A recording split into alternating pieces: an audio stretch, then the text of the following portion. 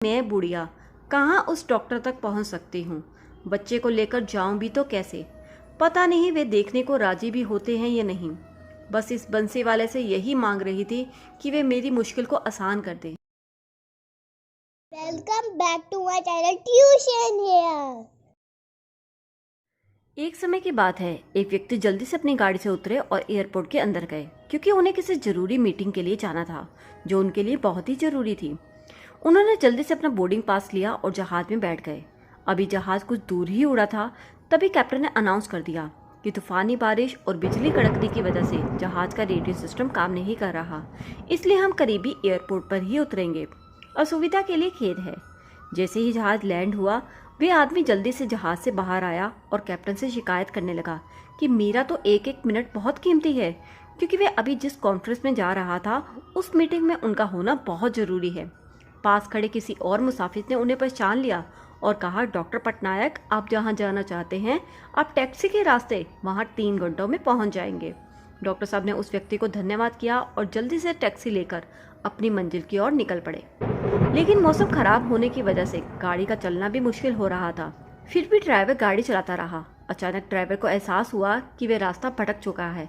तभी उसने डॉक्टर साहब से कहा, सर माफ कीजिए, तेज बारिश के कारण मुझे कुछ आगे दिखाई नहीं दे रहा, इसलिए एक सही जगह पर रुकना ही समझदारी होगी। अब डॉक्टर साहब को कोई और रास्ता नजर न आया। तभी तूफान में एक छोटा सा घर दिखाई दिया जहाँ से रोशनी आ रही थी। तभी उन्होंने जल्दी से अपनी गाड़ी से उतरकर उस घर का दरवाजा खटखटाया। तभी अंदर से आवाज आई, जो कोई भी है अंदर आ जाओ, दरवाजा खुला है। डॉक्टर साहब ने दरवाजा खोला तो देखा एक बूढ़ी अम्मा पूजा कर रही थी। तभी डॉक्टर साहब ने कहा, अगर इजाज़त हो तो मैं आपका फ़ोन इस्तेमाल कर सकता हूँ, क्योंकि तेज़ बारिश के कारण मेरे फ़ोन का नेटवर्क नहीं आ रही। तभी बूढ़ी अम्मा मुस्कुराई और बोली, बेटा कौन सा फ़ोन, यहाँ तो बिजली भी नहीं है, तुम फ़ोन की बात कर रहे हो। लेकिन कोई नहीं, तुम बैठ जाओ, तुम्हारे बगल में चरणामृत पड़ा है, तुम उसे पी लो, तुम्हारी थकान दूर हो जाएगी। और ये लो, कुछ फल भी हैं, ये भी खा लो, तुम्हारा आगे का सफ़र आसान हो जाएगा। डॉक्टर साहब ने उनका धन्यवाद किया और चरणामृत पीने लगे। तभी उनकी नज़र बूढ़ी अम्मा की बगल में पड़ी। चारपाई पर एक कंबल में लिपटे हुए बच्चे पर पड़ी, जिसे वे थोड़ी थोड़ी देर बाद हिलाती थी ताकि उनके पाठ की आवाज़ उस बच्चे के कानों में जाती रहे। जैसे ही बूढ़ी अम्मा का पाठ समाप्त हुआ तो डॉक्टर साहब ने कहा, आपके इस प्यार और एहसान ने मुझ पर जादू कर दिया है। आप मेरे लिए दुआ कीजिए कि ये मौसम जल्दी से साफ हो जाए और मैं जल्दी से अपनी मंजिल तक पहुंच सकूं। मुझे उम्मीद है कि आपकी दुआ जरूर कबूल की जाएगी। तभी वे बूढ़ी अम्मा बोली, नहीं बेटा, ऐसी कोई बात नहीं, तुम मेरे अतिथि हो और अतिथि की सेवा करना ईश्वर का आदेश है। मैंने तुम्हारे लिए भी दुआ की है। परमात्मा का शुक्र है, उसने अभी तक मेरी हर दुआ मानी है। बस इससे एक और दुआ मांग रही हूँ, शायद वे सुन ले। कौन सी दुआ? डॉक्टर साहब ने पूछा। तभी वे बोली, ये जो 4 साल का बच्चा तुम्हारे सामने अधमरा पड़ा है ना, ये मेरा पोता है। इसके माँ बाप इस दुनिया में नहीं है। इस बुढ़ापे में इसकी जिम्मेवारी मुझ पर है। डॉक्टर कहते हैं कि इसे कोई खतरनाक बीमारी लग गई है जिसका इलाज उनके पास नहीं है। वो कहते हैं कि दिल्ली में एक मशहूर डॉक्टर है जिनके पास ही इसकी बीमारी का इलाज है। उनका क्या नाम था? हाँ, याद आया, डॉक्टर पटनायक।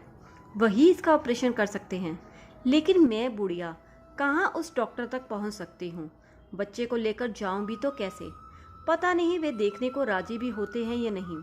बस इस बंसी वाले से यही मांग रही थी कि वे मेरी मुश्किल को आसान कर दें। ये सुनकर डॉक्टर साहब की आंखों में आंसू आ गए।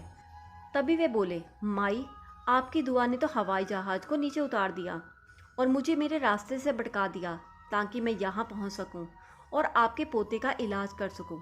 क्योंकि माँ जी, मैं ही डॉक्टर पटनायक हूँ जिसके पास आपके पोते का इलाज है।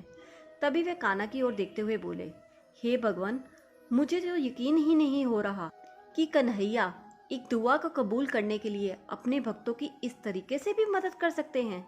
देखा आप सबने कि इंसान जहाँ बेबस होता है वहीं ईश्वर की कृपा शुरू होती है।